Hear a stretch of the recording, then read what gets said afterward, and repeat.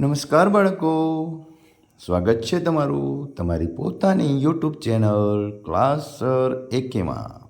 આજે આપણે તમારી શાળામાં આવેલ નવી સ્વાધ્યાયન પોથીનો ભાગ નંબર 1 ધોરણ 6માં વિષય સામાજિક વિજ્ઞાનનો પ્રકરણ નંબર 2 આદિ માનવથી સ્થાયી જીવનની સફળનું સંપૂર્ણ પ્રશ્નોનું સોલ્યુશન જોઈશું. ચાલો, પ્રશ્ન નંબર 1.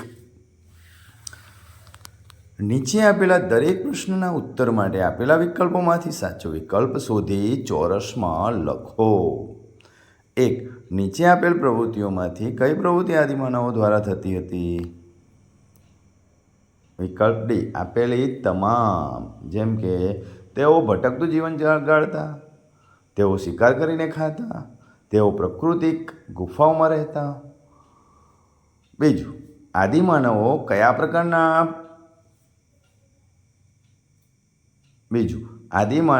કયા કારણસર ભટકતું જીવન ગાળતા? વિકલ્પ સી, એ અને બી બંને. ખોરાકની શોધમાં, પાણીની શોધમાં. ત્રીજું, આદિમાનવો શિકાર કરવા માટે કયા હથિયારોનો ઉપયોગ કરતા ન હતા? વિકલ્પ સી, લોખંડના. ચોથું, આદિમાનવો અગ્નિનો શું ઉપયોગ કરતા હતા? વિકલ્પ ડી, આપેલ તમામ. એટલે કે પ્રકાશ મેળવવા, માંસ શેકવા, જંગલી પ્રાણીઓથી રક્ષણ મેળવવા. પાંચમું, આદિમાનવો પથ્થરોનો ઉપયોગ કઈ પ્રવૃત્તિ માટે કરતા ન હતા? વિકલ્પ સી, મકાન બનાવવા. છઠ્ઠું, આદિમાનવો કેવા સ્થળે વસવાટ કરવાનું પસંદ કરતા? વિકલ્પ ડી, ઉપરોક્ત ત્રણેય વસ્તુઓ મળી રહે તેવા સ્થળે. એટલે કેવી વસ્તુઓ? સારા પ્રમાણમાં પથ્થરો મળી રહે તેવા સ્થળે, પૂરતા પ્રમાણમાં લાકડા મળી રહે તેવા સ્થળે, પર્યાપ્ત માત્રામાં પાણી મળી રહે તેવા સ્થળે.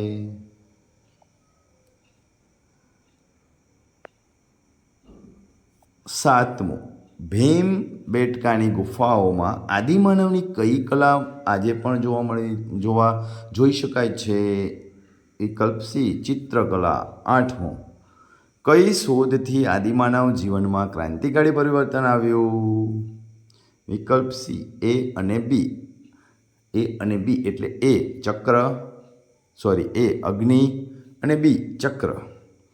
નવમો પ્રશ્ન, આદિમાનવના ભટકતા જીવનનો અંત આવતા તેઓની કઈ પ્રવૃત્તિઓમાં વ્યાપક પરિવર્તન આવ્યું?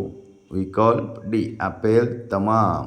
ખોરાકમાં, પોશાકમાં અને રહેઠાણમાં.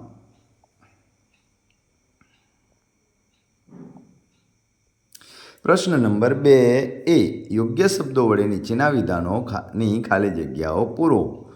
પહેલો, આદિમાનવોના સમયે ખાલી જગ્યા યુગ તરીકે પણ ઓળખવામાં આવે છે.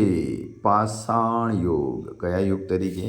પાષાણ યુગ. બીજું, ભીમબેટકાની ગુફાઓ ખાલી જગ્યા રાજ્યમાં આવેલી છે?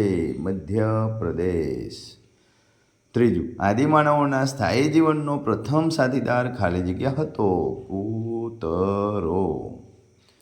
ચોથું, સૌ પ્રથમ જવ અને ઘઉંની ખેતીની શરૂઆત ખાલી જગ્યા ગામમાં થઈ હોવાનું પુરાવા મળ્યા છે? મહેરગઢ.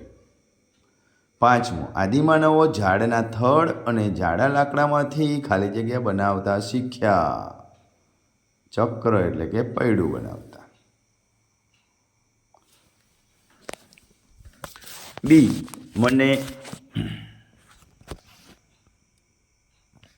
બી, મને ઓળખો. દક્ષિણ ભારતમાં આવેલ મારી ગુફામાંથી રાખના અવશેષો પ્રાપ્ત થયા છે. કુર્નૂલ. બીજું, ઘણા વર્ષો પહેલાં મારામાં વ્યાપક પરિવર્તન આવતા વનસ્પતિ અને ઘાસના ક્ષેત્રો ઊભા થયા? વાતાવરણ. ત્રીજું, મારા ઉપયોગથી સ્ત્રી પુરુષો બંને અને બાળકો અનાજના દાણા એકત્રિત કરતા? પથ્થર. ચોથું, મારે ત્યાંથી બાળકોના મૃતદેહના અવશેષો મળી આવ્યા છે? ઇનામ ગામ.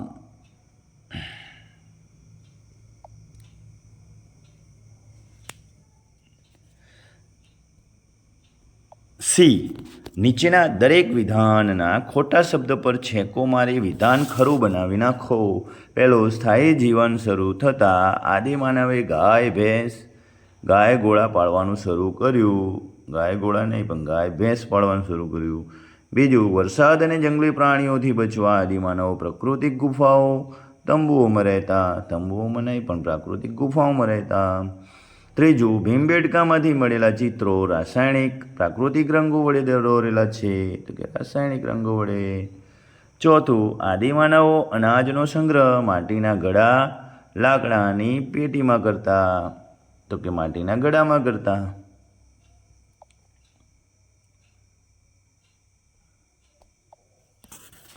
પ્રશ્ન નંબર 3 નીચેના પ્રશ્નોના ઉત્તર એક બે વાક્યોમાં લખો. 1. શિકાર કરતી વખતે આદિમાનવોને કઈ મુશ્કેલીઓ પડતી? ક્યારેક જંગલી પ્રાણીઓ આદિમાનવો પર હુમલા કરતા. દોડવામાં ખૂબ ઝડપી પ્રાણીઓ સરળતાથી આદિમાનવોના હાથમાં આવતા નહીં. બીજું, આદિમાનવો કેવા સ્થળે વસવાટ કરવાનું પસંદ કરતા? શા માટે? આદિમાનવો જ્યાં સારા અને મોટા પ્રમાણમાં પથ્થરો, લાકડા અને પાણી મળી રહે તેવા સ્થળોએ રહેવાનું તેઓ પસંદ કરતા, કારણ કે તેમને વારંવાર સ્થળાંતર ના કરવું પડે. ત્રીજું, ભીમબેટકાની ગુફામાં આદિમાનવોએ કયા કયા ચિત્રો દોરેલા છે? ભીમબેટકાની ગુફાઓમાં આદિમાનવોએ પક્ષીઓ, હરણ, લાકડાના ભાલા, વૃક્ષો, માનવોના ચિત્રો દોરેલા છે. ચોથું, પૃથ્વી પર તૃણાહારી પ્રાણીઓની સંખ્યા કયા કારણસર વધી હતી? દુનિયાના અનેક ક્ષેત્રોમાં તાપમાન વધતા વનસ્પતિ અને ઘાસના ક્ષેત્રો ઊભા થયા, પરિણામે પૃથ્વી પર તૃણાહારી સજીવોની વસ્તી વધી. પાંચમું, સ્થાયી જીવનની શરૂઆતમાં આદિમાનવો કયા કયા પ્રાણીઓ પાળતા? સ્થાયી જીવનની શરૂઆતમાં આદિમાનવો કૂતરો, ઘેટા, બકરા, ગાય, ભેંસ, ભૂંડ જેવા પ્રાણીઓ પાળતા.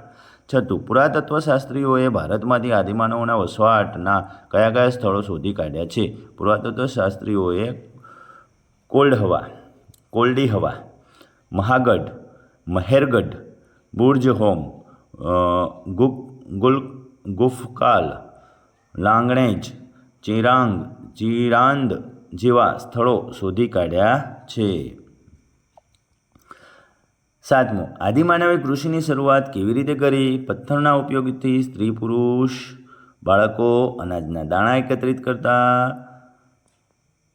કુતૂહલ વૃત્તિથી થયેલા આ કાર્યોથી કૃષિની શરૂઆત કરી હતી. આઠમું, આદિમાનવો કયા કયા પાકો ઉગાડતા હતા? આદિમાનવો ઘઉં, જવ, ચોખા જેવા પાકો ઉગાડતા હતા. નવમું, માનવી લગભગ કેટલા વર્ષો પહેલાં અગ્નિનો ઉપયોગ કરતા શીખ્યો? માનવી લગભગ 11,000 વર્ષો પહેલાં અગ્નિનો ઉપયોગ કરતા શીખ્યો. 10મું, સ્થાયી જીવનની શરૂઆતમાં આદિમાનવો કેવા ઘરોમાં રહેતા હતા? સ્થાયી જીવનની શરૂઆતમાં આદિમાનવો ગારા, માટી અને ઘાસના મકાનોમાં રહેતા હતા. બી, બંધ બેસતા જોડકા જોડો. ચાલો જોડકા આપણે જોડીશું. મહારગઢ ક્યાં આવેલું છે? ઉત્તર પ્રદેશમાં. ચિરાંદ ક્યાં આવેલું છે? બિહારમાં. ઇનામ ગામ ક્યાં આવેલું છે? મહારાષ્ટ્રમાં. લાંગણજ તો ગુજરાતમાં. બુર્જ હોમ ક્યાં આવેલું છે? તો બુર્જ હોમ શું વધ્યું? કાશ્મીર. પ્રશ્ન નંબર 4 નીચે આપેલા પારિભાષિક શબ્દોની સમજૂતી આપો. 1. પાષાણ યુગ, શિકારી અને ભટકતું જીવન જીવતા આદિમાનવો પથ્થરની ટેકનોલોજી સાથે સંકળાયેલ હોવાથી આ સમયને પાષાણ યુગ કહેવાય છે. બીજું, તૃણાહારી પ્રાણીઓ, ઘાસ ખાનારા પ્રાણીઓને તૃણાહારી પ્રાણીઓ કહેવામાં આવે છે, જેમ કે ઘેટા, બકરા, ગાય, ભેંસ, હરણ વગેરે. ત્રીજું, સ્થાયી જીવન, ખેતીની શરૂઆત થતાં આદિમાનવ ભટકતું જીવન છોડીને પોતાના પાકના રક્ષણ માટે માટી ઘાસનું મકાન બનાવીને એક જ જગ્યાએ રહેવા લાગ્યો, તેને સ્થાયી જીવન કહે છે. બી, નીચેના વિધાનો માટે કારણ આપો. પહેલું, આદિમાનવો ભટકતું જીવન ગાળતા હતા. આદિમાનવ શિકાર કરીને ખાતો અને ઝાડના ફળ ફૂલ કંદમૂળ ખાતો. આ બધી જ વસ્તુ એક જગ્યાએ હંમેશા મળી ન રહે, એટલા માટે તેઓ ભટકતું જીવન ગાળતા હતા. આમ ખોરાક અને પાણીની શોધમાં તે ભટકતું જીવન ગાળતા હતા. બીજું, અગ્નિના ઉપયોગથી માનવ જીવનમાં ક્રાંતિકારી પરિવર્તન આવ્યું. અગ્નિની મદદથી આદિમાનવ માંસ શેકીને ખાઈ શકતા, અગ્નિનો ઉપયોગ પ્રકાશ મેળવવા માટે કરતા, તેમજ તેના ઉપયોગથી જંગલી પ્રાણીઓથી તેઓ પોતાનું રક્ષણ કરતા. આમ અગ્નિના ઉપયોગથી તેના જીવનમાં ક્રાંતિકારી પરિવર્તન આવ્યું. ત્રીજું, કૃષિના કારણે આદિમાનવના ભટકતા જીવનનો અંત આવ્યો. આદિમાનવે ખેતીની શરૂઆત કરી. પાકને ઉગતા થોડો સમય લાગે છે, તેને પાણીની જરૂર પડે છે અને પાક તૈયાર થતાં અનાજના છોડને કાપીને તેમાંથી અનાજ કાઢવું પડે છે. આમ પાક તૈયાર થાય ત્યાં સુધી માનવ ત્યાં જ રહેવા લાગ્યો. તેથી ચોથું, આદિમાનવો પાલતુ પશુઓનું જંગલી હિંસક પ્રાણીઓથી રક્ષણ કરતા.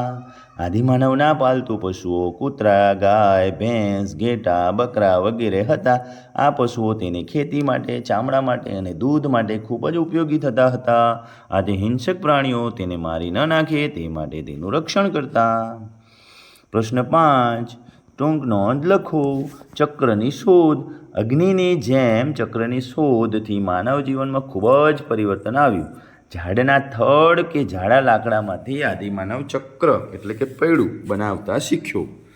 સમય જતાં આ પૈડાની મદદથી પૈડા લગાવી વજન ઉચકી અને એક જગ્યાએથી બીજી જગ્યાએ લઈ જઈ શકાય તેવી પશુઓથી ચાલતી ગાડી બનાવવા લાગ્યો. આમ વાહન વ્યવહારની શરૂઆત થઈ.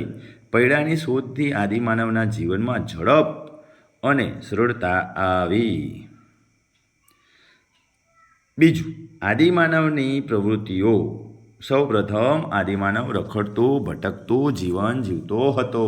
તે સમયે તેની પ્રવૃત્તિ શિકાર કરવાની હતી. ઉપરાંત તે ખોરાક માટે જંગલમાંથી ફળ ફૂલ અને કંદમૂળ એકઠા કરી ખોરાક મેળવતો. ક્યારેક નદી કિનારે માછલીઓ પણ પકડતો. ખેતીની શોધ થતાં તે ખેતીની પ્રવૃત્તિ કરવા લાગ્યો. આ માટે એક જગ્યાએ સ્થાયી રહેવા ઘાર કે માટી અને ઘાસમાંથી મકાન બનાવવા લાગ્યો. પથ્થરની મદદથી અનાજ એકત્ર કરતો, ખેતીના ઓજારો બનાવતો, શિકાર માટેના હથિયારો બનાવતો, પાકેલા અનાજનો સંગ્રહ કરવા માટે માટીના ઘડા વગેરે બનાવવાની શરૂઆત કરી. ખેતીની સાથે પશુપાલન પ્રવૃત્તિ પણ કરવા લાગ્યો.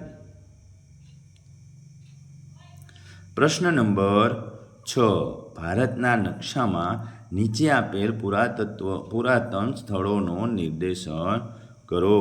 તો ચાલો આપણે નિર્દેશ કરી નાખીશું.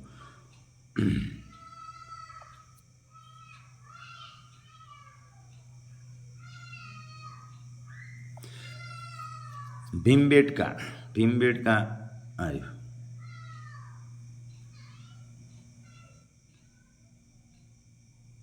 લાંગણજ ગુજરાતમાં, ભીમબેટકા મહારાષ્ટ્રમાં, ચિરાંદ બિહારમાં,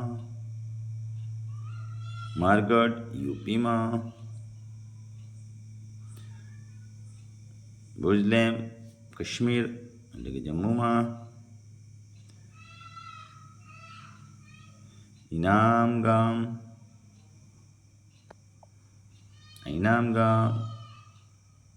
કુર્નૂલ, હલ્લોર. તમને સરસ રીતે આખા નકશામાં તમામ નામનું નિર્દેશન બતાવેલ છે. ઓકે.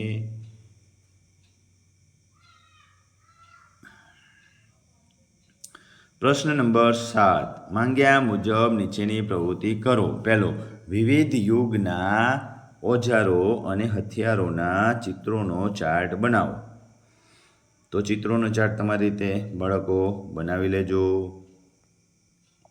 બીજું, નીચેના શબ્દો ચોરસમાં કેટલાક પ્રાચીન માનવ વસાહતોના નામ છુપાયેલ છે તેને શોધીને લખો.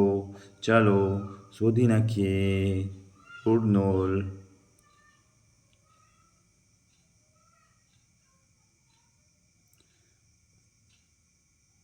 ઇનામગામ,